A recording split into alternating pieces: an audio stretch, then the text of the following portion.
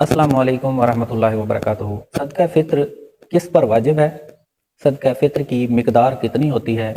सदका फ़ित्र किन लोगों को दिया जाए और सदका फ़ित्र का मकसद क्या है? सदका फ़ित्र का मकसद गुरबा को, मसाकीन को ईद की खुशियों में शामिल करना होता है। सदका फ़ित्र किस पर वाजिब होता है?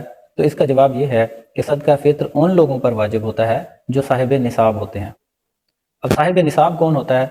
ऐसे लोग जिनके पास 52.5 तोला चांदी या 7.5 तोला सोना या इसके बराबर माल मौजूद हो तो वो साहिब निसाब होते हैं।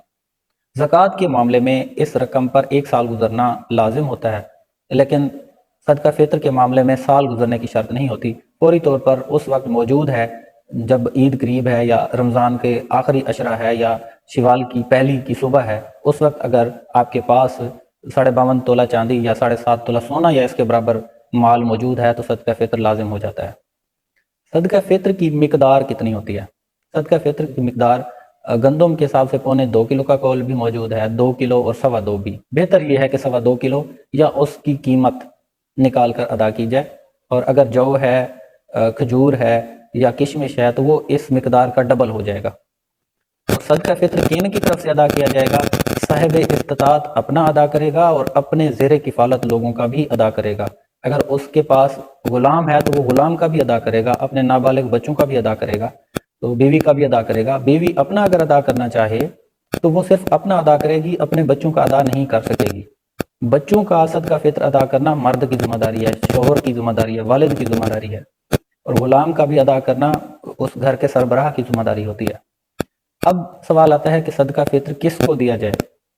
सदका फ़ित्र के मसारिफ वही हैं जो ज़कात के मसारिफ होते हैं, यानी कि अल्लाह रब्बुल इज़्ज़त ने जो 8 तबकात बता दी हैं, जिनमें टापे मसाकीन हैं, फ़ुक़रा हैं, मकरूज़ हैं, जिहाद करने वाले हैं, मुसाफिर हैं, ये पूरे 8 लोगों की 8 तबकात की लिस्ट है जिन लोगों को ज़कात दी जा सकती है। उन्हीं लोगों को सदका फ़ित्र भी दिया जा सकता है। देखें इस्लाम का कितना प्यारा मुआशी निज़ाम है कि अगर किसी के पास निसाब मौजूद है और साल गुजर गया है निसाब के बराबर माल पे, तो ज़कात की रकम उनसे ली जाती है और गुरबा में तकसीम की जानी चाहिए। और अगर फसल पक कर तैयार हो गई है तो उस पे उशर गुरबा में तकसीम होता है। अगर ईद आ गई है तो सदकातुल फ़ित्र गुरबा में तकसीम होता है ताकि वो ईद की खुशियों को एंजॉय कर सकें। तो इस्लाम का निज़ाम इंतहाई मुनासिब, इंतहाई जामे मुआशी निज़ाम है। हमें चाहिए कि हम मुसलमान अमली तौर पर इस निज़ाम को अपनाएं ताकि मुआशी तौर पर मुसलमानों को किसी तरह की कोई परेशानी का सामना ना करना पड़े। अस्सलामु अलैकुम वरहमतुल्लाहि वबरकातुहू।